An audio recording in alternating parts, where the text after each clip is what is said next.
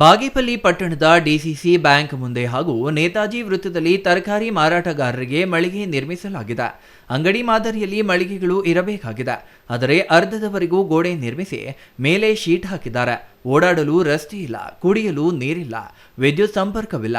ಸೌಲಭ್ಯಗಳ ಕೊರತೆ ನಡುವೆಯೇ ವ್ಯಾಪಾರಸ್ಥರು ಕೇವಲ 6 ತಿಂಗಳು ಮಾತ್ರ ಈ ಮಳಿಗೆಗಳಲ್ಲಿ ವ್ಯಾಪಾರ ನಡೆಸಿದ್ರು.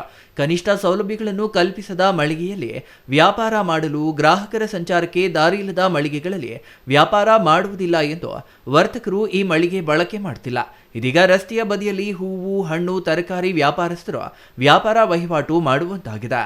ಮಳಿಗೆಗಳಲ್ಲಿ ಹೂವು, ಹಣ್ಣು, ತರಕಾರಿ, ಮಾಂಸ, ಮೀನು ಮಾರುಕಟ್ಟೆ ಮುಖ್ಯವಾಗಿ ಗಾಳಿ, ಬೆಳಕು, ವಿದ್ಯುತ್ ಸಂಪರ್ಕ, ನೀರಿನ ಸೌಲಭ್ಯ ಕಲ್ಪಿಸಬೇಕಾಗಿದೆ. ಆದರೆ ಪುರಸಭೆಯ ಹಿಂದಿನ ಮುಖ್ಯಾಧಿಕಾರಿ ಇಂಜಿನಿಯರ್ಗಳ ನಿರ್ಲಕ್ಷ್ಯದಿಂದ ಅವೈಜ್ಞಾನಿಕವಾಗಿ ನಿರ್ಮಾಣ ಮಾಡಿದ್ದಾರೆ.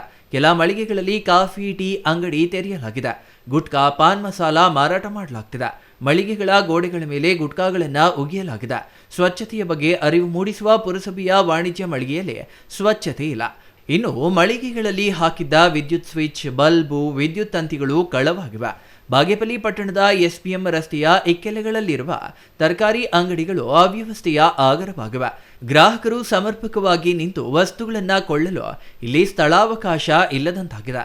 ಈ ಬಗ್ಗೆ ಸಿಪಿಐಎಂ ಮುಖಂಡ ಚನ್ನರಾಯಪ್ಪ ಮಾತನಾಡಿ, ಬಾಗೇಪಲ್ಲಿ ಪಟ್ಟಣದಲ್ಲಿ ಪುರಸಭೆ ವ್ಯಾಪ್ತಿಯಲ್ಲಿ ವಾಣಿಜ್ಯ ಮಳಿಗೆಗಳನ್ನು ತೆರೆದಿದ್ದಾರೆ. ಆದರೆ ಇವತ್ತು ಪುರಸಭೆಯವರು ಸಂಪೂರ್ಣವಾಗಿ ಜನರು ಕಟ್ಟಿರುವಂತಹ ತೆರಿಗೆ ಹಣದಲ್ಲಿ ನಿರ್ಮಾಣ ಮಾಡಿರ್ತಕ್ಕಂತಹ ಮಳಿಗೆಗಳನ್ನು ಉಪಯೋಗವಿಲ್ಲದೆ ದುರುಪಯೋಗ ಆಗುತ್ತಿದೆ. ಇಲ್ಲಿ ಸ್ವಚ್ಛತೆ ಸಹ ಕಣ್ಮರೆಯಾಗಿದೆ. ಇಲ್ಲಿನ ಅಧಿಕಾರಿಗಳಿಗೆ ಇದರ ಬಗ್ಗೆ ಗಮನವೇ ಇಲ್ಲದಂತಾಗಿದೆ. ವ್ಯಾಪಾರಸ್ಥರಿಗೆ ಬೇಕಾದಂತಹ ಜಾಗದಲ್ಲಿ ಉತ್ತಮವಾಗಿ ಮಳಿಗೆಗಳನ್ನು ನಿರ್ಮಿಸಬೇಕಿತ್ತು. ಆದರೆ ಬೇಕಾಬಿಟ್ಟಿ ಸರಿಯಾದ ರೀತಿಯಲ್ಲಿ ಮೂಲಭೂತ ಸೌಲಭ್ಯಗಳೇ ಇಲ್ಲದಂತೆ ಇದನ್ನು ನಿರ್ಮಿಸಲಾಗಿದೆ. ಆದ್ದರಿಂದ ಕೂಡಲೇ ಅಧಿಕಾರಿಗಳು ಎಚ್ಚೆತ್ತುಕೊಂಡು ತಕ್ಷಣ ಇದನ್ನು ಸರಿಪಡಿಸಿ, ಇಲ್ಲದಿದ್ದರೆ ಮುಂದಿನ ದಿನಗಳಲ್ಲಿ ಸಿಪಿಐಎಂ ಪಕ್ಷದ ವತಿಯಿಂದ ಹೋರಾಟ ಮಾಡಲಾಗುವುದು ಎಂದು ಎಚ್ಚರಿಕೆ ನೀಡಿದರು. ಯಾತಕ್ಕಾಗಿ ಮಾಡಿದ್ರು, ಏನಕ್ಕಾಗಿ ಮಾಡಿದ್ರು, ಏನಾಯಿತು ಅನ್ನೋದು ಕೂಡ ಇವತ್ತು ಆ ಸತ್ಯವನ್ನು ಇವತ್ತು ಪುರಸಭೆ ಅಧಿಕಾರಿಗಳು ಇವತ್ತು ನೋಡಬೇಕಾಗಿದೆ.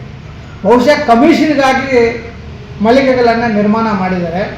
ಅದನ್ನು ನಿರ್ವಹಣೆ ಮಾಡದೆ, ಯಾರಿಗೂ ಕೂಡ ಕೊಡದೆ, ತರಕಾರಿ ಅಂಗಡಿಗಳನ್ನು ಎತ್ತು ಒಂದು ವಾರ ಕೂಡ ಅಲ್ಲಿ ಮಾಡಲಿಕ್ಕಾಗಲಿಲ್ಲ. ಯಾಕಂದರೆ ಅವೈಜ್ಞಾನಿಕವಾಗಿ ಅಂಗಡಿಗಳನ್ನು ಇವತ್ತು ನಿರ್ಮಾಣ ಮಾಡಿದ್ದಾರೆ. ಅವ್ರಿಗೆ ಬೇಕಾದಂಥ ಜಾಗದಲ್ಲಿ ಬೇಕಾದಂಥ ಆ ಪ್ಲೇಸನ್ನು ಕರೆಕ್ಟಾಗಿ ಗುರುತಿಸಿ ಮಾಡಿದ್ದಿದ್ದರೆ ಈ ಪರಿಸ್ಥಿತಿ ಆಗ್ತಾ ಇರಲಿಲ್ಲ. ಹಾಗಾಗಿ ಈಗ ಜನರ ದುಡ್ಡನ್ನು ಪೋಲು ಮಾಡಿರ್ತಕ್ಕಂಥ ಅಧಿಕಾರಿಗಳ ನಿರ್ಲಕ್ಷ್ಯವನ್ನು ಇವತ್ತು ನಾವು ಖಂಡಿಸ್ತಾ ಇದ್ದೀವಿ. Ganesh R, CTV news, Bagepalli.